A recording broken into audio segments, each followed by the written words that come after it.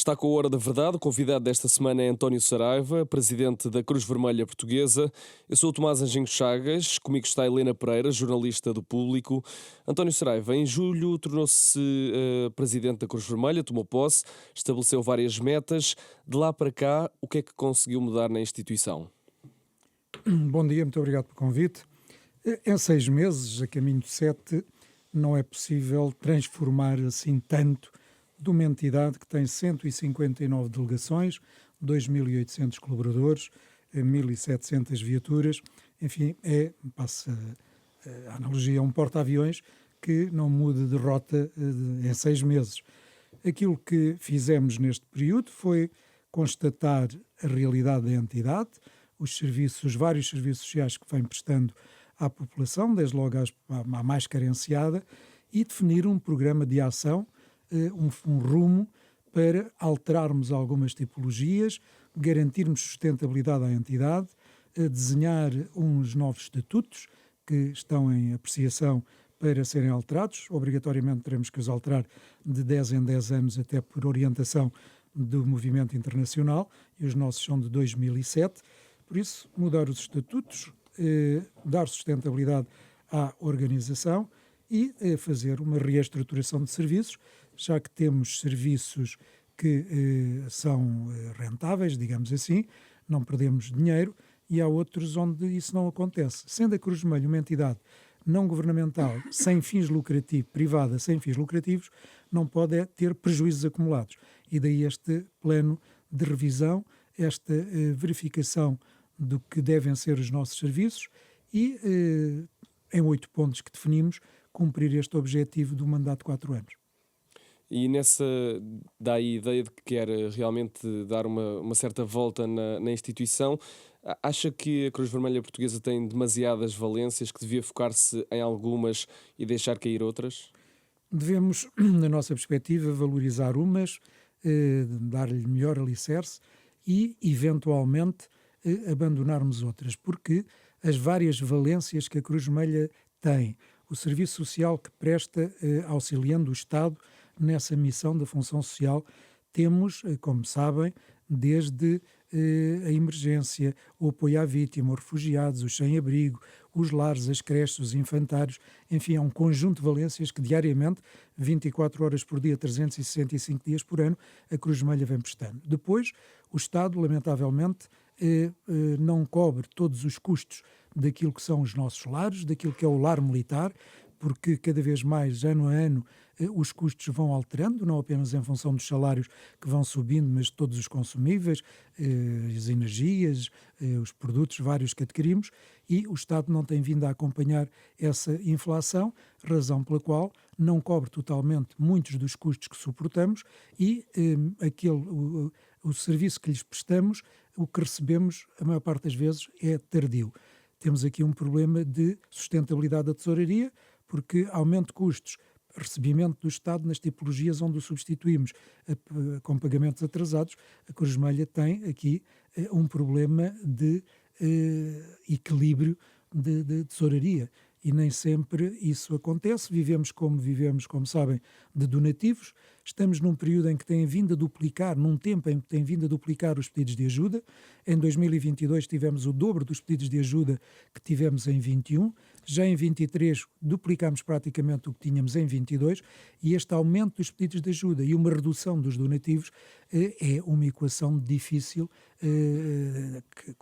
cujo resultado tem que ser melhorado. E é nessa perspectiva que fizemos a avaliação que fizemos e estamos a definir as linhas de orientação, estas 8 que lhe defini.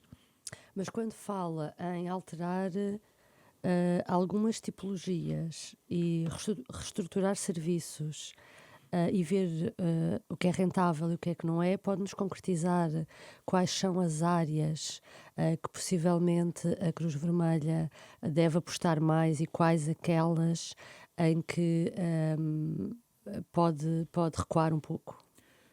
Helena, não é fácil responder-lhe a essa pergunta, porque das 159 delegações que integram a Cruz Vermelha, nem todas prestam todas as valências. Nós cobrimos o território nacional na sua totalidade e cada delegação tem um conjunto de valências que vem prestando à população. Uns têm lares e creches, outros têm infantários e apoio à vítima, outros têm sem-abrigo, enfim, há uma tipologia variada em que cada delegação presta esse conjunto de valências. A exploração de um lar, aquilo que nós designamos por ERP, estruturas residenciais para idosos, é rentável a partir de um número de utentes. Se não tivermos esse número de utentes, a exploração é negativa. Por isso temos que, junto da Segurança Social e da comunidade local, e em articulação a maior parte das vezes com as câmaras municipais, colocar em cada estrutura destas o número de utentes que o tornem equilibrado. Quando digo não temos que ter forçosamente lucro, mas não podemos acumular prejuízos, é nesta perspectiva de trazer o número de utentes que dê exploração equilibrada ou à estrutura que a delegação desenvolve. Temos depois determinadas tipologias onde verificamos nos centros de cuidados continuados, em alguns lares, como lhe digo, em alguns apoios aos refugiados, porque o Estado apoia-nos durante 18 meses a recepção de refugiados.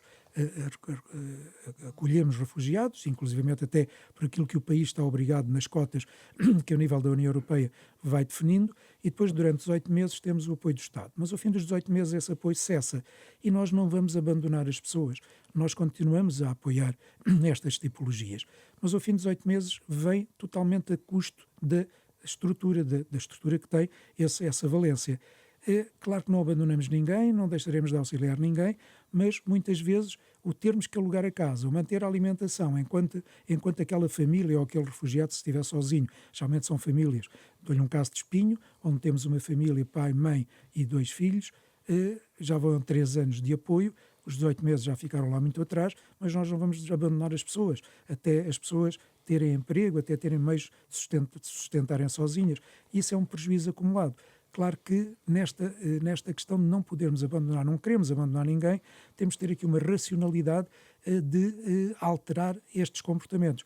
Ou indo ao Estado, e hoje neste hiato governativo em que nos encontramos, não é fácil ter interlocutores para alterar os 18 meses, para eventualmente prolongar a 24 meses, eventualmente, ou encontrar com as câmaras, onde geralmente estas valências são prestadas, nas regiões onde estas valências são prestadas, um tipo de apoio auxiliar para, como digo, não queremos abandonar ninguém à sua sorte, mas termos um mínimo de exploração equilibrado para não continuarmos a aumentar prejuízos. Mas faz sentido a Cruz Vermelha ter essas valências todas? Tem lares, tem cuidados de saúde, tem creches, ajuda a pagar, ajuda na alimentação, ajuda Rendas na de casa, habitação, rendas de água, casa também. luz. Ou seja, são coisas tão variadas. Faz sentido e é sustentável este modelo em que a Cruz Vermelha quer ajudar a tantos níveis diferentes? Isto faz algum sentido? Helena, a função humanitária dos 7 princípios básicos que perseguimos na Cruz Vermelha, a questão da humanitária é uma das prioridades. E por isso, eu tenho dito repetidamente, ajudem-nos a ajudar. Quando pergunta se faz sentido, é esta abnegação, é este humanismo que caracteriza toda a rede, não apenas nacional, mas a rede internacional, como sabe, que nos leva a este ímpeto de ajudar quem precisa de ser ajudado. E sendo certo que a população portuguesa, como lhe disse nos números que lhe apresentei, a duplicação de pedidos de 22 em relação a 21, a duplicação em 23 em relação a 22, este aumento cada vez, ano após ano, maior do ano anterior, leva-nos a não podermos abandonar aqueles que precisam de ajuda. A sua pergunta é de facto pertinente. Então, e o que fazer? Vamos manter todas as valências? Eventualmente não, Helena. Eventualmente teremos que largar algumas delas. Mas, como sabe também, o Estado, o Governo Central, o Estado Central, delegou agora nos municípios muito destas valências sociais, muito destes apoios sociais. E as câmaras, nem todas, diria a maior parte delas, não têm ainda esta missão incorporada e por isso pede auxílio à Cruz Vermelha, à Cáritas, às Misericórdias, à Santa Casa, para auxiliar neste apoio social que agora as câmaras cumulativamente vêm desenvolvendo. É uma avaliação que temos que fazer, ver que organizações estão no terreno, se existe a rede das Misericórdias, da Santa Casa, da Cáritas, ver quem é que está mais habilitado ou quem é que por histórico de serviços tem melhores condições e selecionar se nos manteremos em todas ou como nós, nesta avaliação que a direção que tomámos posse em julho do ano passado, estamos a fazer, verificar aquelas onde devemos deixar de prestar esse apoio social. E tem alguma Não que lhe venha à deixando, cabeça? repito, não deixando ninguém para trás. E tem alguma assim na sua mente? Alguma função, alguma valência que esteja na iminência de deixar de prestar? Estamos a avaliar neste momento algumas das ERPs, vulgos os lares. Temos esta questão dos refugiados, que temos que também avaliar algumas questões e solicitar apoio de outra natureza também para prestar auxílio àqueles que procuram em Portugal esse mesmo auxílio. Enfim, temos 2 ou 3 casos onde estamos a avaliar. Dou-lhe um exemplo, o caso de Beja, onde temos dois lares e que estamos a avaliar não porque queiramos abandonar, mas porque as condições daquele edifício, pelos anos que o edifício tem, pela falta de condições, é quase desumano manter aqueles 60 utentes, 30 num e 30 no outro, naquelas condições. Estamos a pedir o auxílio, o apoio da Segurança Social, porque, repito, as condições dos 2 edifícios onde temos aqueles utentes já não respondem às necessidades que hoje são obrigatórias, quer em termos legislativos, porque ter hoje um lar exige determinadas dimensões de portas, rampas para mobilidade, enfim, um conjunto de valências que aqueles edifícios não têm, e por isso temos que reapreciar o que é que ali vamos fazer, e é esse trabalho de avaliação que estamos a fazer. Falava desse quadro financeiro, mas em 2022 nós sabemos que ainda não estava à frente da instituição. O vosso relatório de contas revelava que o resultado líquido foi de 7 milhões de euros. O que é que isto significa? Que sobraram 7 milhões de euros? Não, quer dizer que nas contas, entre o deve e o haver, entre os resultados e entre as despesas e as receitas, temos, está-me a dar um número que eu neste momento não tenho presente, há um saldo positivo, pelo que diz, de 7 milhões de euros. A Cruz Vermelha tem um orçamento anual de cerca de 90 milhões de euros, mas temos 40 milhões em dívida. Dívida como? Dos vários apoios financeiros que temos solicitado, dos investimentos que têm sido feitos em equipamentos, como digo, em ERPs, em casa para os sem-abrigo, enfim, um conjunto de investimentos que temos vindo a fazer, e com esta subida de juros temos algumas situações em maior dificuldade. Esse valor refere-se ao apoio que o Covid, os testes Covid que a Cruz Vermelha fez em largo número, trouxeram nesse ano um conjunto de receitas extraordinárias, diria, que deram essa situação mais tranquila. Mas, entretanto, de lá para cá, a erosão, as taxas de juro, o aumento de custos, toda a situação diária que mantemos, os números hoje já não apresentam esse resultado, e por isso o primeiro fator que lhe apresentei das 8 medidas que estamos a tomar é garantir a sustentabilidade da organização, porque, dou-lhe números, se bem que possamos ter no somatório das 159 delegações receitas em caixa, digamos assim, em depósito, na ordem de 50 milhões, mas por outro lado devemos 40 milhões, o que é uma coisa aparentemente absurda. Como é que uma entidade que tem 50 milhões em caixa deve 40 milhões com o aumento de juros e o que isso nos custa de encargos financeiros? É esta avaliação, é esta reflexão e é este conjunto de medidas que a organização hoje exige que se faça, e que a minha direção, nas várias competências que cada um dos seus vice-presidentes tem, na escolha, enfim, que fiz e que felizmente cada um deles aceitou, temos hoje pessoas que estão a fazer essa avaliação, precisamente para não cairmos em ruptura de tesouraria, porque é por ruptura de tesouraria que as empresas, as organizações vão à falência. E por isso este problema da sustentabilidade é para nós um fator determinante. E estão em pré-ruptura?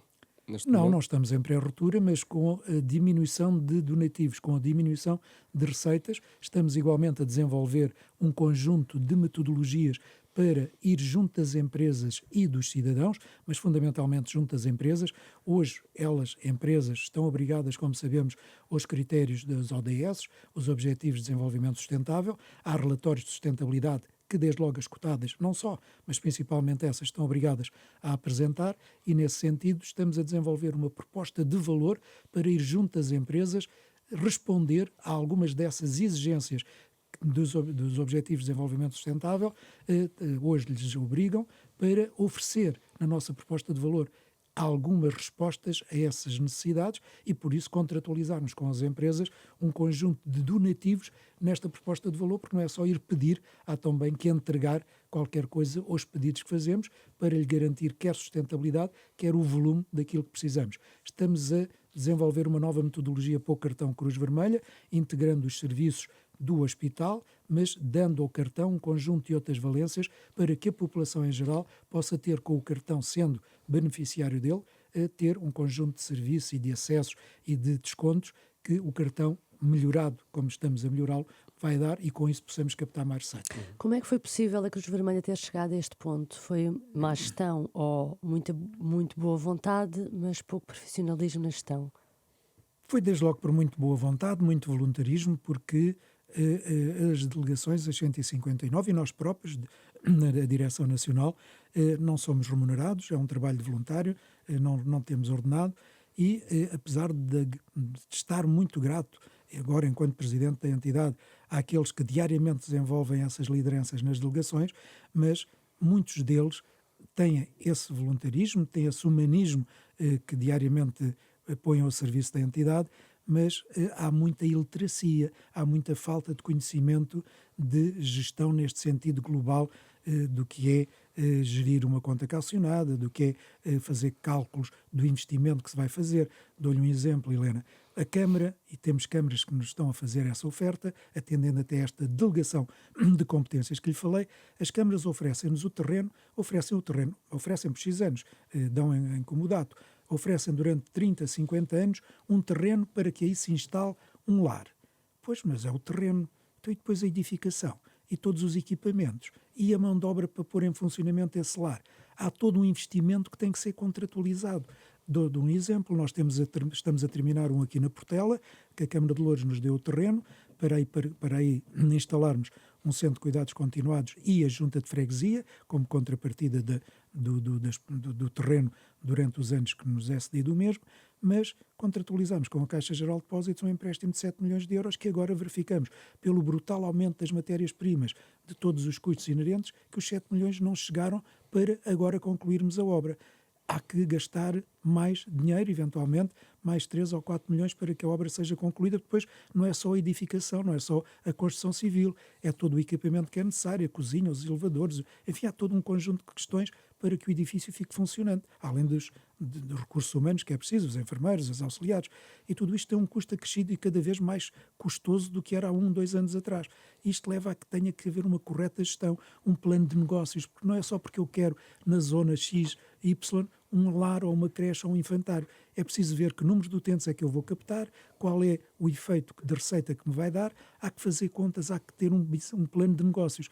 E isto nem sempre, para não dizer a maior parte das vezes, é feito, o que leva depois a desequilíbrios que a organização no seu todo tem que compensar, porque temos apenas um número de contribuinte e é a Direção Nacional que é responsável por toda a rede e por toda a boa ou má gestão, má no sentido do pouco profissionalismo. Há muita abnegação, há muito humanismo, há muita dedicação das pessoas, mas, em alguns casos, esse humanismo é acompanhado de falta de profissionalismo de gestão, o que aqui e ali faz perigar a sustentabilidade.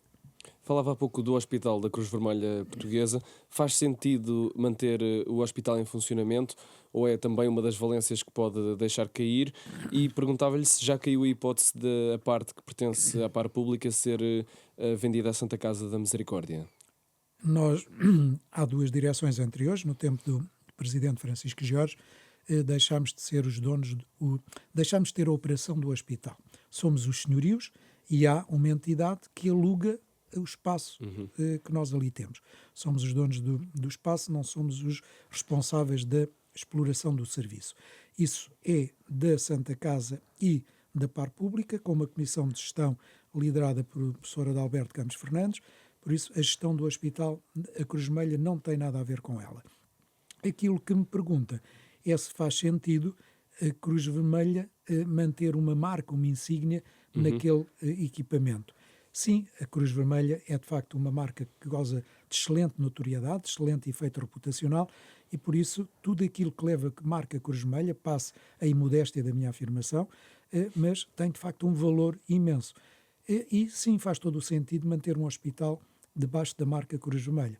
E o hospital, como esta Comissão de Gestão está a tratar, está a modernizar-se, está a incorporar novas valências e está a reabilitar o edifício e está a ficar até muito, muito, muito agradável, quer em termos de hoteleiros, passa a expressão, quer em termos de aumento de serviços. Estamos a avaliar a possibilidade de melhorar todo aquele espaço, porque há uma enorme dificuldade de estacionamento, quer para o hospital, quer para os residentes daquele bairro, e aquilo que estamos a avaliar é fazer ali um investimento, um parque de estacionamento, enfim, estamos a avaliar o que é necessário para dotar aquele espaço de uma melhor funcionalidade. O hospital a gestão hospitalar é da responsabilidade, como referiu, quer da Santa Casa, quer da parte pública. Há, o que sabemos, não fuja à pergunta, uma vontade, tanto quanto conheço, da parte pública poder alienar a sua parte, eventualmente num conjunto de outras alienações que estarão a pensar naquilo que está na órbita do Estado, mas desconheço o que é que está a ser pensado. A única coisa que mantenho é que, de facto, um hospital com a marca Cruz Vermelha traz aos utentes uma qualidade acrescida pelo efeito reputacional da marca. Há pouco falava no aumento do número de pedidos de ajuda. Isso também se verifica com pessoas em situação de sem-abrigo? Também há duas valências que temos vindo a constatar uma enorme subida.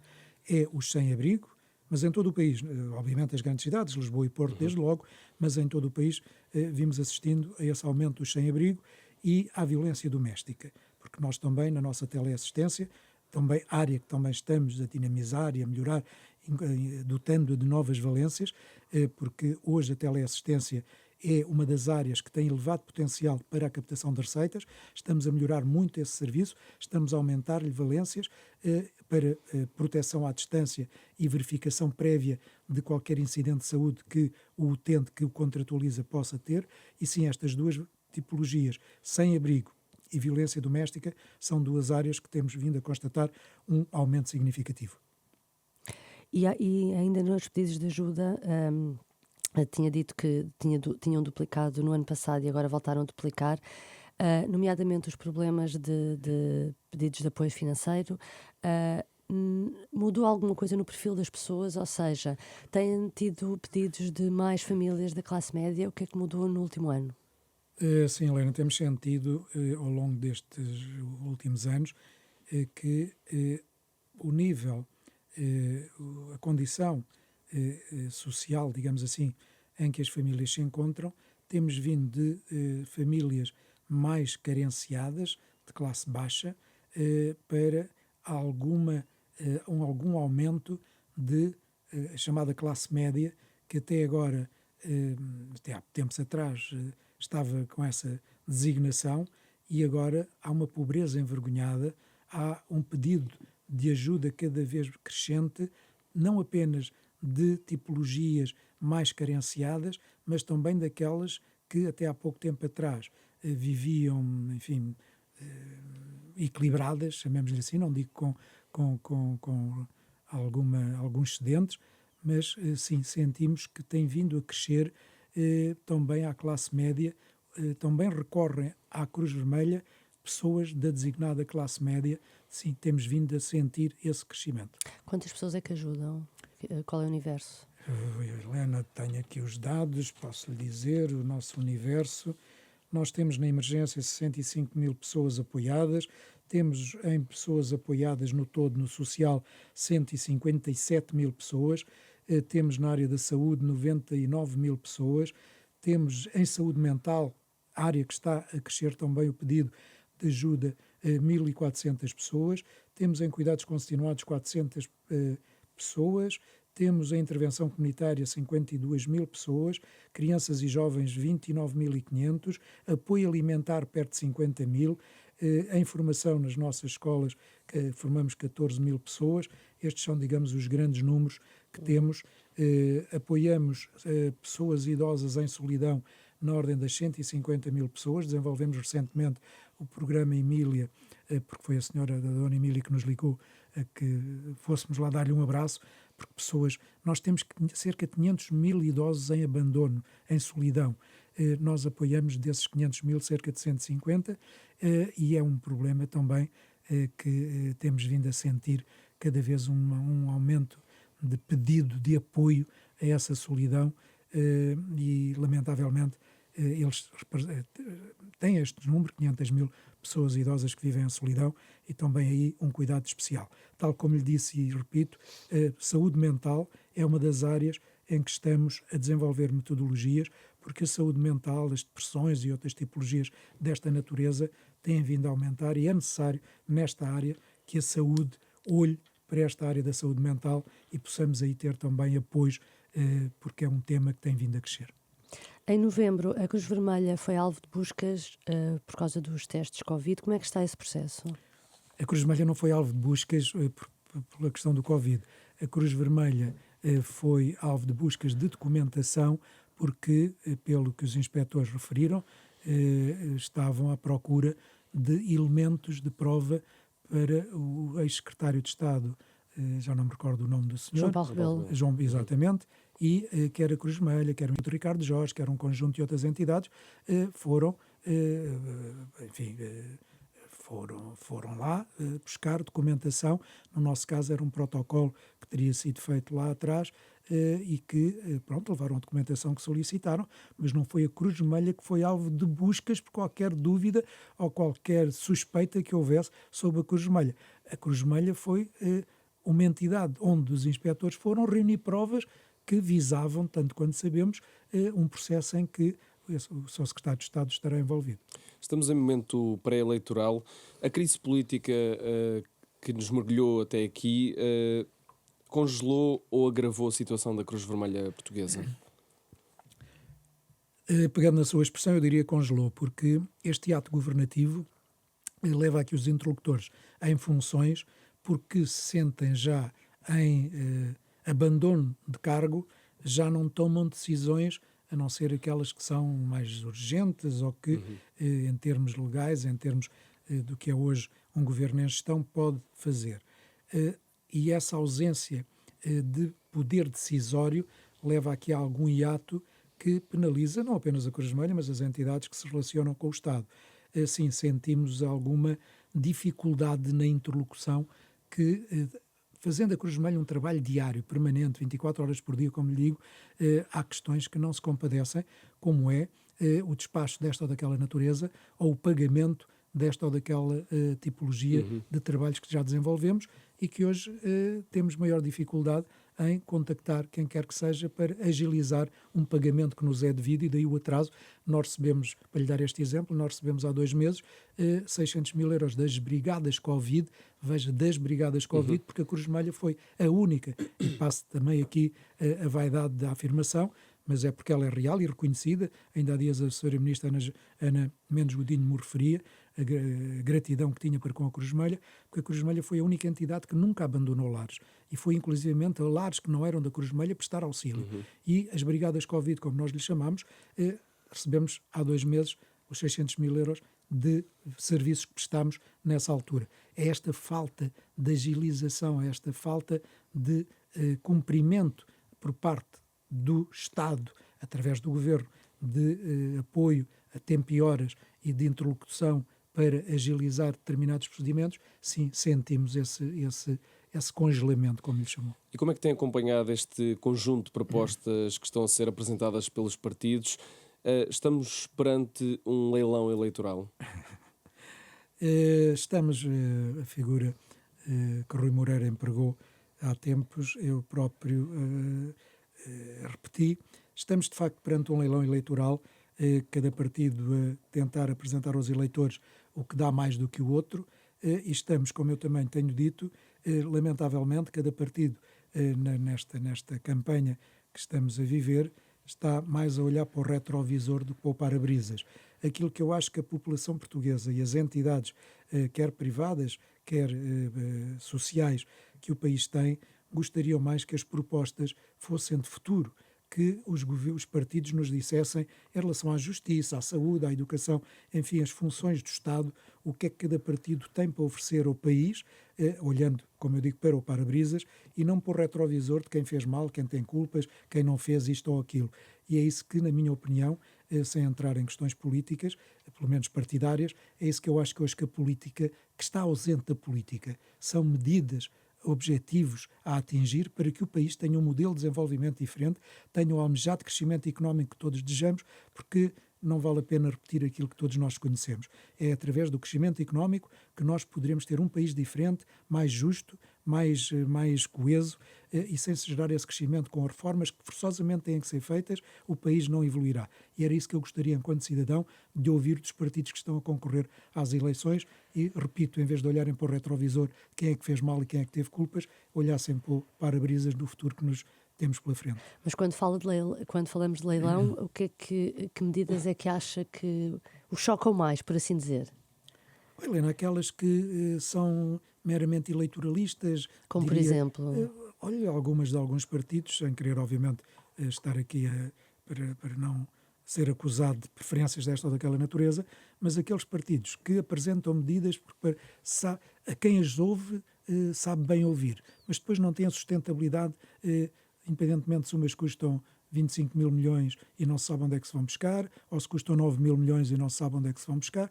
Por isso, aqueles partidos que deveriam ter as coisas bem fundamentadas, bem estruturadas, e quando oferecem, quando dizem que nos vão trazer melhorias desta e daquela natureza, que nos vão fazer evoluir neste ou naquele sentido das insuficiências que nos seus programas detectam, que as coisas fossem fundamentadas, credíveis e que sustentassem as medidas com os fundos e onde é que os vão buscar. Porque só há duas maneiras: ou reduzimos despesa ou aumentamos impostos. Porque a captação de receitas, Portugal, é um país de exaustão fiscal. Nós já estamos exauridos fiscalmente, quer as empresas, quer os cidadãos. Por isso, se oferecem mais, têm que ter receita para oferecer mais. Seja na saúde, na educação, na defesa. E onde é que vão buscar essa receita acrescida? É aumentando os impostos, é reduzindo naquela que é uma das medidas que deveria haver unanimidade na reforma, que é a reforma da administração pública, dotando de maior eficiência, maior eficácia, reduzindo as redundâncias que a mesma contém, a burocracia que nos asfixia. E aí, fazendo a reforma, eventualmente reduzindo despesa nas várias áreas, ou reduzindo despesa ou aumentando as receitas pelos impostos, que nos digam objetivamente onde é que vão buscar esse aumento de receita para cumprirem as promessas deste leilão que estão a fazer. E sobre isso, como é que têm olhado para estas propostas de alívio fiscal? Foi sempre uma das suas lutas enquanto presidente da CIP? Vejo que algumas têm critério fundamentado, como eu disse, porque, disse mesmo agora, quando nos apresentam as medidas, têm que as quantificar e dizer onde é que vão obter ou a redução dos impostos ou a redução da despesa. E, de facto, repito, Portugal está exaurido na carga fiscal. E por isso a reforma fiscal, eu há pouco falava-vos das reformas que os partidos têm que, em sede de Parlamento, fazer. Na minha opinião, enquanto cidadão e enquanto fui dirigente associativo, enquanto liderei a CIP, foquei sempre em 3 grandes reformas. A reforma da administração pública, não por reduzir funcionários, porque eventualmente existirão funcionários a menos nos lados e a mais noutros. Tem que se fazer uma correta gestão dos recursos humanos existentes, dos cerca de 800 mil funcionários públicos, mas dotando a ela, a administração pública, num tempo digital em que nos encontramos, de maior eficiência, de maior eficácia, um melhor serviço prestado aos cidadãos. A reforma fiscal e a reforma da justiça. Estas 3 reformas são nucleares para que o país possa fazer um caminho de crescimento económico. Por isso, a reforma fiscal é bem-vinda e, desde logo, o IRS, o IRC, dando às empresas que exportam, mesmo sendo seletiva. Cheguei a pedir uma redução do IRC geral, baseando-me na reforma do IRC que o governo de Pedro Passos Coelho, com o acordo na altura do PS liderado por António José Seguro, consensualizou. Mas, enfim, se não for geral, porque nem todas as empresas pagam IRC, que seja seletiva para dinamizar determinados setores, determinadas empresas que exportam mais, que empregam mais, mas sim, uma redução de IRC para tornar o país mais competitivo em termos de atração de investimento externo e melhorando o interno. E dos cidadãos, as taxas de IRS, têm que ser reavaliadas porque temos uma carga brutal sobre os cidadãos e sobre as empresas. Desde logo, a reforma fiscal nesse sentido, além de outras que hoje são absurdas. As tributações autónomas nas empresas, o IUC dos automóveis e a forma como está feita mais para captar receita do que eventualmente para a descarbonização que nos vão apregoando. Enfim, há um conjunto de medidas que exige uma reforma fiscal pensada e execuível. E como é que vê a proposta do novo líder do PS, quer pôr o Estado a apostar em determinados setores específicos da economia? Que o Estado queira apostar em determinados setores é louvável, mas é a iniciativa privada, é a dinâmica da iniciativa privada que define que mercados, que dinâmicas, que setores de atividade, porque não estamos num Estado, embora alguns o tentem, presente em todas as atividades, não estamos num modelo socializante. É a iniciativa privada que deve definir isso. O Estado deve regulamentar, agilizar procedimentos, mas entendo isso como uma constatação que o país já tem, como tem hoje, determinados setores muito dinâmicos, muito exportadores. Dou-lhe o caso da metalúrgica e metalomecânica. Exportou qualquer coisa perto de 30 mil milhões de euros. Tem vindo a crescer ano após ano. É um setor que pouco se fala, falamos mais na moda, pelo têxtil, o calçado, mas o setor metalúrgico e metalomecânico sozinho exporta mais que os dois juntos. Enfim, há determinados setores, há novas tecnologias, há novas áreas de negócio. A inteligência artificial vai-nos trazer um conjunto de melhorias, vai-nos trazer inquietudes ao mercado de trabalho, vão desaparecer profissões, vão aparecer novas profissões. Há aqui todo um conjunto, e é o que eu digo, é o país que tem que ser pensado para, no quadro em que nos encontramos de uma economia global, nas limitações que a União Europeia nos dá com excessiva regulamentação. Mas neste mundo novo em que nos encontramos, é deixar à iniciativa privada essa dinâmica empresarial e o Estado regulamentar, agilizar, desburocratizar. Por isso, se o PS descobriu agora que há setores, por constatação, que merecem algum apoio, algum apoio no sentido de, como lhe digo, da regulamentação, da agilização, aproveitando os fundos comunitários que temos ainda disponíveis, quer o que falta cumprir do PRR, com o atraso significativo que já levamos, quer o PT 2030, é aproveitar esta oportunidade e alavancar determinadas tipologias, determinados setores, para cumprirmos estes dois objetivos, garantindo com estes apoios comunitários que o país entra numa rota de desenvolvimento económico diferente. Muito obrigado, António Saraiva, foi o convidado desta semana do Hora da Verdade. Eu sou o Tomás Anjinho Chagas, comigo esteve Helena Pereira, jornalista do Público.